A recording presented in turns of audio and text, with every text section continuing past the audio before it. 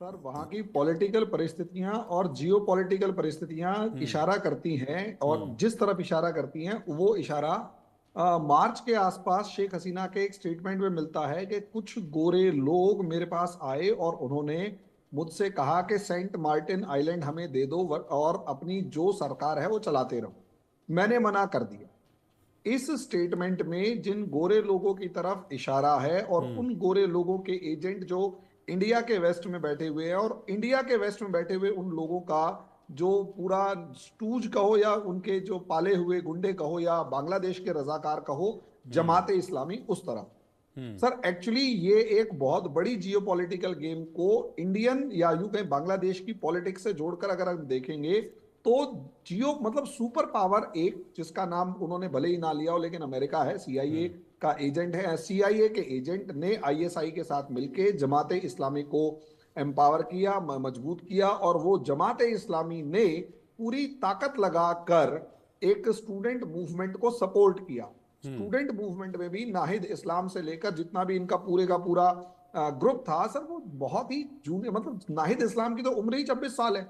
हम्म। अब सर 26 साल का लड़का इतना बड़ा मूवमेंट अगर खड़ा कर देता है तो वो खड़ा तो कर सकता है, लेकिन सर असलियत में वो मूवमेंट उसके कंट्रोल में नहीं था। हम्म। ये मूवमेंट जानबूझकर खड़ा किया गया एक पर्टिकुलर पावर के थ्रू या पर्टिकुलर पावर के द्वारा, और उसने पूरी ताकत के साथ इनको भड़का के जानबूझकर, सर 2 दिन के अंदर मूवमेंट शांत भी हो गया था, हम्म। लेकिन एकदम से दोबारा उसे भड़काया गया और स्टूडेंट को शेख हसीना के घर की तरफ रवाना किया गया। और सर क्योंकि रही जिस तरह बात की तस्वीरें हत्या हो हमने जाती, देखी सर थी बिल्कुल। हरिमोहन जी उस दिन, जिस दिन शेख हसीना वहां से हेलीकॉप्टर में बैठकर आ गई थी, उसके बाद हमने देखा था कि कैसे मतलब घर में घुस गए थे, कब्जा कर लिया था, तोड़फोड़ की थी। मुझे लगता है शायद शेख हसीना और उनके परिवार का कोई भी अगर उनके हाथ लगता तो शायद वो मार ही देते। Yes sir. सर वो मार देते, और ये पहले देखा जा चुका है। 15 अगस्त 1975 को, 15 अगस्त 1975 को एग्जैक्टली शेख हसीना की फैमिली के साथ यही हुआ। हम्म। शेख हसीना की फैमिली के 17 लोगों को बांग्लादेश के ही लोगों ने या आर्मी के ऑफिसर्स ने अंदर घुस के मार डाला। तो ये बांग्लादेश में कोई नया नहीं, हम्म। पहले भी हो चुका है। पहले भी अभी आपने बताया कि इनको भी मारने की कोशिश हो चुकी है। तो हम्म। जी हाँ, आप बिल्कुल ठीक कह रहे हैं, और यहाँ अंदाजा भी बिल्कुल ठीक है कि शेख हसीना को मारने का प्लान था। अगर हत्थे चढ़ जाती, हाथ लग जाती, तो बहुत बुरी तरीके से, और सर ये जिसे कहते हैं ना बॉडी पार्ट्स को बिल्कुल चीर फाड़ कर देना, वो वाला हाल तरीके से मारती, क्योंकि जनता को इस लेवल पर और जनता में छिपे हुए जो गुंडे थे उनको जानबूझकर भेजा गया। जी बिल्कुल। तो सीधे तौर पर ये इसको किसी साजिश की तरह आप देखते हैं कि ये जो सब कुछ किया गया एक बहुत प्लान्ड वे में किया गया।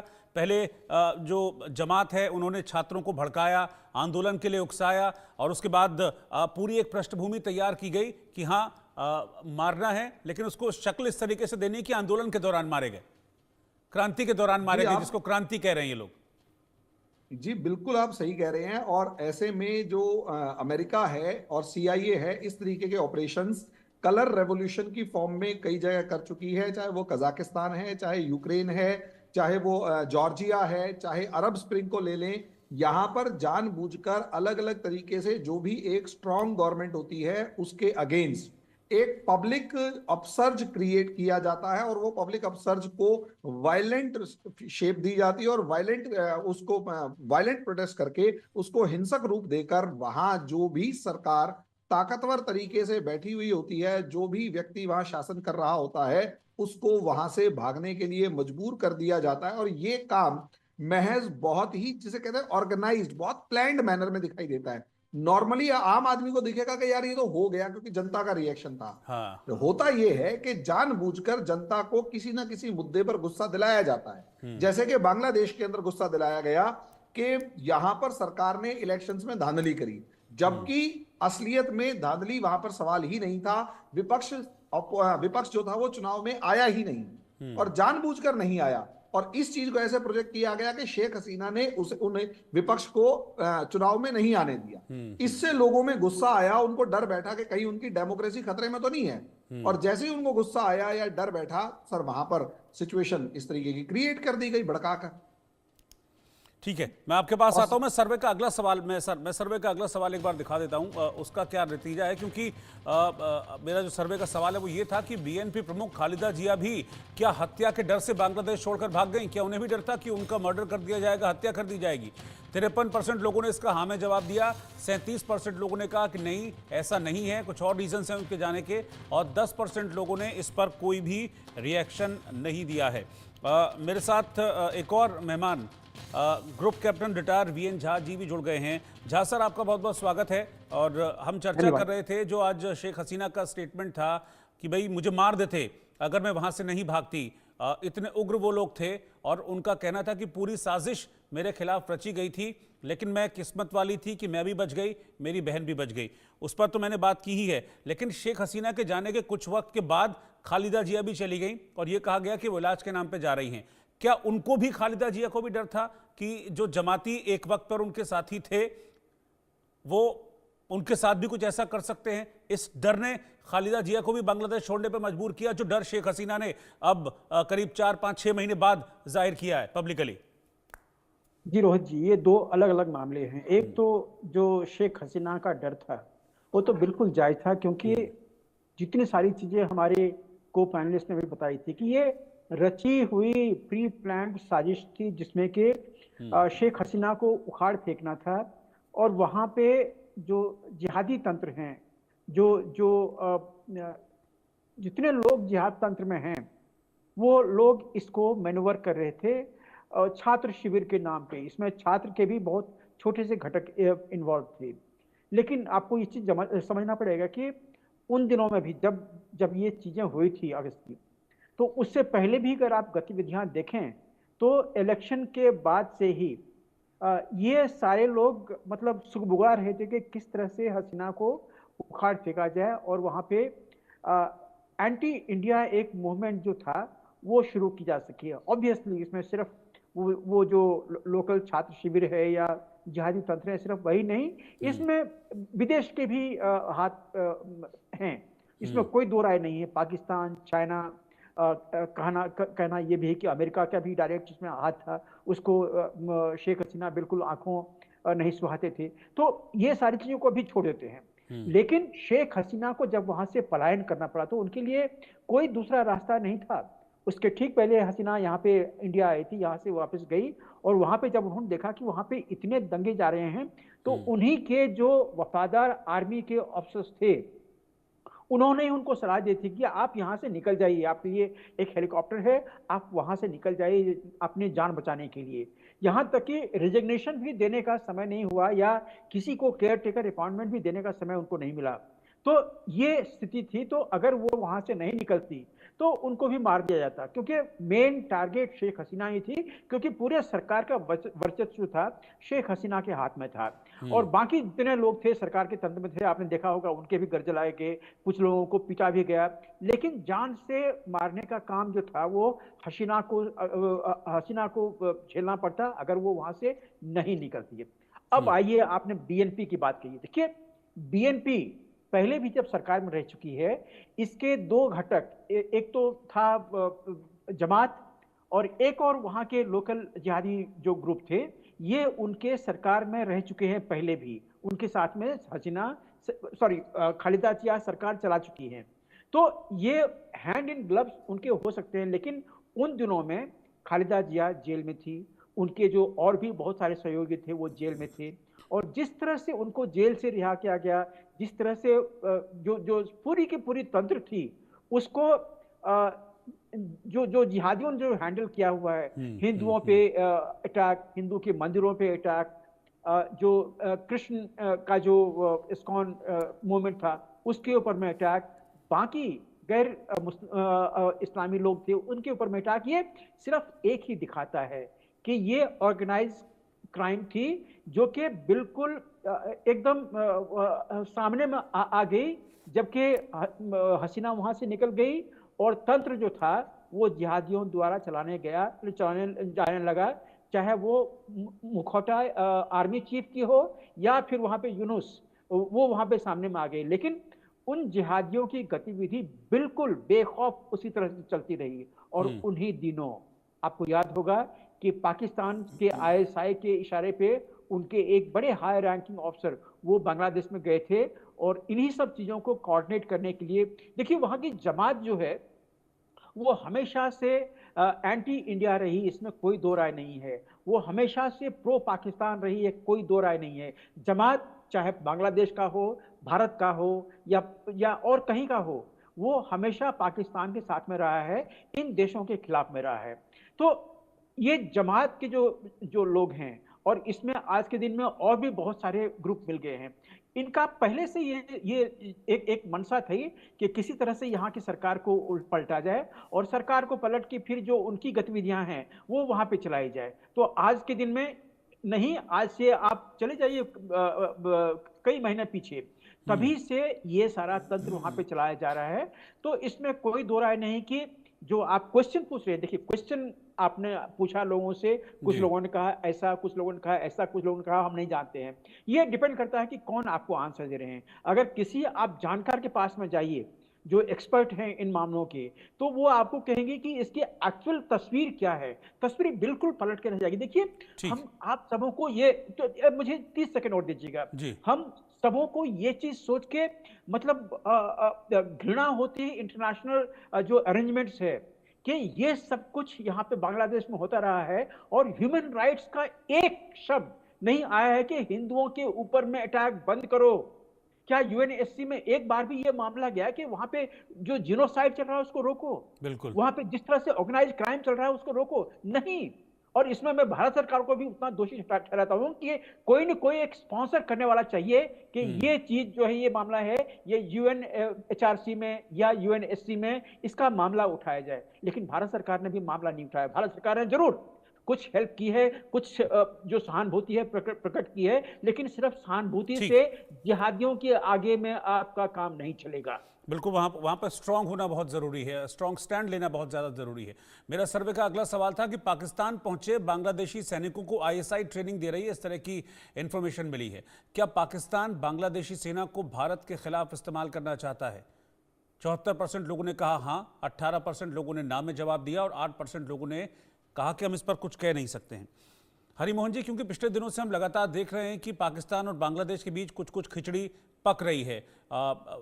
ये भी एक खबर आई थी कि आईएसआई ट्रेन करेगी, और अब बांग्लादेश के एक लेफ्टिनेंट जनरल वहां पर पहुंचे हुए हैं, आसिम मुनीर से वहां पर मिल रहे हैं। कुछ सैनिक भी उनके साथ गए, उनको ट्रेनिंग दे रहे हैं और कहा जा रहा है कुछ वेपन्स और हथियार लेकर भेजेंगे, और वो चाहते हैं कि उनके जरिए बॉर्डर पर जो अस्थिरता है वो बढ़ाई जाए। ऐसा ही लग रहा है क्या इसके पीछे? सर, अगर हम इसे थोड़ा और माइक्रोस्कोप में या थोड़ा और अंदर जाकर देखें तो पता लगेगा रोहिंग्या जो रोहिंग्या लोग हैं, इनको ट्रेनिंग देने के लिए 4 कैंप ऑलरेडी चल रहे हैं। इसी तरीके से अगर हम देखेंगे तो असम के जो उल्फा के जो हेड थे बरुआ, मिस्टर बरुआ, उनको छोड़ दिया गया। इसी तरीके से बहुत सारे ऐसे एक्सट्रीमिस्ट जो कि एंटी इंडिया सेंटीमेंट रखते थे, उन सबको छोड़ दिया गया। लगातार एक्स आर्मी जनरल्स के जिस तरीके से बयान, एक्स आर्मी ऑफिसर्स के जिस तरीके से बयान आए हैं कि इंडिया के बिहार, झारखंड और उड़ीसा तक कब्जा कर लेंगे, वो कुछ ना कुछ एंटी इंडिया माइंडसेट दिखा रहा। और सर 11 नवंबर को असलियत 2024 को एक शिप निकला था। 11 नवंबर को शिप जो है वो चिटगांव पोर्ट पहुंचा था, जिसमें क्लेम किया जा रहा है कि उसमें वेपन्स भरे हुए थे और साथ में उसी शिप के अंदर 100 के करीब ऐसे ट्रेंड लोग थे जिनका काम वहां पर टेररिस्टों को ट्रेंड कर, जो पाकिस्तान में टेररिस्टों को ट्रेंड करते थे, वो सारे के सारे बांग्लादेश के अंदर दिखाई दिए या पहुंचे। सर क्यों हो रहा है? हमारा सवाल ये है, क्या पाकिस्तान कर रहा है? आंसर है हाँ। क्यों कर रहा है? सर देखिए, इन चीजों के बहुत ज्यादा सबूत नहीं होते, और होते भी हैं तो वो बहुत ही हाईली सिक्योरिटी जोन में रखे जाते हैं, वो आम आदमी तक नहीं पहुंचते। लेकिन अगर हम डॉट्स को कनेक्ट करते हैं तो हमें साफ नजर आता है कि हाँ, ऐसा कुछ हो रहा है। सर हमने पाकिस्तान का बॉर्डर पूरे तरीके से सील कर रखा है। बहुत ही लिमिटेड मैनर में एक दो इन्फिल्ट्रेशन हो पाती हैं, और उन्हें भी बॉर्डर क्रॉस करते ही खत्म कर दिया जाता। पूरे हिंदुस्तान को एक तरीके से फोर्ट की फॉर्म में हमने एस्टेब्लिश कर दिया, और पाकिस्तान को पाकिस्तान की भाषा में जवाब देना हमने सीख लिया। सर एयर स्ट्राइक, जरा सा पाकिस्तान बोलता है एयर स्ट्राइक, वहां मतलब सर्जिकल स्ट्राइक, एयर स्ट्राइक और सारे ऐसे काम कर दिए कि पाकिस्तान बंधा हुआ है। और उसके बाद प्रॉब्लम यह है कि पाकिस्तान की जो वेस्टर्न फोर्स है, वेस्टर्न बॉर्डर है तालिबान के साथ, वो जिस तरीके से पाकिस्तान को प्रॉब्लम क्रिएट कर रहा है, Baloch liberation army problem create कर रही है, तहरीक तालिबान प्रॉब्लम क्रिएट कर रहा है सर, उसमें पाकिस्तान का मानना है कि इंडिया का हाथ। और पाकिस्तान वहां उस बॉर्डर के ऊपर जो प्रॉब्लम्स झेल रहा है उसका बदला अपने बॉर्डर से इन्फिल्ट्रेशन करवा के नहीं ले पा रहा। और अमेरिका को एक मौका में, अमेरिका जो था, जो भी करना चाहता था, उससे पाकिस्तान को मौका मिल गया बांग्लादेश में दोबारा से घुसने का। और sir, Sheikh Hasina was the largest barrier, strongest barrier against Pakistan in Bangladesh. ठीक। और जैसे ही वो बैरियर हटा, बांग्लादेश के अंदर एकदम से पाकिस्तान एंटर करा। और जो सर ये जमात इस्लामी वाले पुराने टाइम से रजाकारों की फॉर्म में 1971 से प्रो पाकिस्तानी माइंडसेट रहा है। इन्हें बंगाली आइडेंटिटी नहीं, इस्लामिक आइडेंटिटी ज्यादा पसंद है। नहीं, ये तो लोग कह ही रहे हैं। ये तो मतलब बहुत सारे बांग्लादेशी जो मतलब जो लिबरल हैं वो कह रहे हैं कि मतलब ये तो पहचान खत्म कर दी बांग्लादेशी। हम खुद को बंगाली मानते थे, लेकिन जिस तरह की चीजें हो रही हैं, उन्होंने पहचान जो एक बंगाली मानुष की थी वो खत्म कर दी है पहचान। मैं वीएन जहाँ सर आपके पास आ रहा हूँ, आप किस तरीके से देख रहे हैं इस दोस्ती को? एक छोटा सा रिएक्शन, जो ये सेना वाली दोस्ती हो रही है ना, वो किस तरीके से, क्या कुछ खिचड़ी पक रही है क्या भारत के अगेंस्ट? आपको लगता है कि इससे सतर्क रहने की जरूरत है इन दोनों से, जिस तरह के मिलिट्री मूवमेंट्स दोनों के बीच हो रहे हैं? बिल्कुल बिल्कुल खिचड़ी पक रही है। ये खिचड़ी पहले बीरबल की खिचड़ी थी जो गलती नहीं थी। आज के दिन में इससे संभव बनाने की कोशिश कर रहा है पाकिस्तान के आईएसआई। देखिए, यहाँ पे मिलिट्री का बस भारत पे नहीं चलेगा, बांग्लादेश मिलिट्री का। चाहे वो बिहार की बात कर रहे हो या मैं तो खुद बिहार का बासिंदा हूँ, अररिया का बासिंदा हूँ। और जानते हैं, पिछले लगभग 37 साल में अररिया का जो मुस्लिम पॉपुलेशन है, इन्फिल्ट्रेशन के चलते बांग्लादेश के, आज के दिन में वो लगभग वो 49% के आसपास में चला गया है। हम सोच नहीं सकते थे। कहाँ, हम जब स्कूल जाते थे वहां पे, मैं लेट 50s और अर्ली 60s की बात बता रहा हूँ, मुस्लिम मात्र वहां पे 13% 14% होते थे। आज के दिन में 49% हैं। कौन सा इक्वेशन चल रहा है वहां पे? तो ये चीजें वहां पे चलाई जा रही हैं।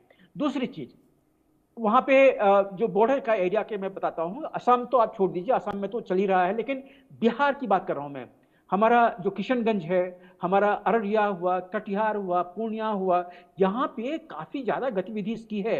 और यहाँ पे मिलिट्री सक्सीड नहीं होगा, बांग्लादेशी मिलिट्री यहाँ पे सक्सीड नहीं होगा, लेकिन बांग्लादेशी जो जिहादी तंत्र हैं, चाहे वो जमात-उल मुजाहिदीन हो, हफाजते इस्लाम हो, हिज़्ब उल तहरीर, वो भी वहाँ पे है, जमाते इस्लामी, अल कायदा के जो अंसरुल्लाह ग्रुप हैं वो वहाँ पे हैं, हुजबी का तो हम लोग सब समझते हैं कि वहाँ पे है। और इन सबों के अलावे ARSA, अरकन रोहिंग्या आर्मी जो है, साल्वेशन फ्रंट है, इसको आज के दिन में बहुत ज्यादा फंडिंग मिल रही है कि आप जिहाद के नाम पे, चाहे म्यांमार में, चाहे फिर पश्चिमी फ्रंट के बांग्लादेश के, वह भारत, यहाँ पे आप गतिविधि चलाइए। और इन सबों का हाथ इन सारे एरिया में, बिहार में है, बंगाल में है और झारखंड में, वहां पे आज के दिन में ये लोग भरे पड़े हैं।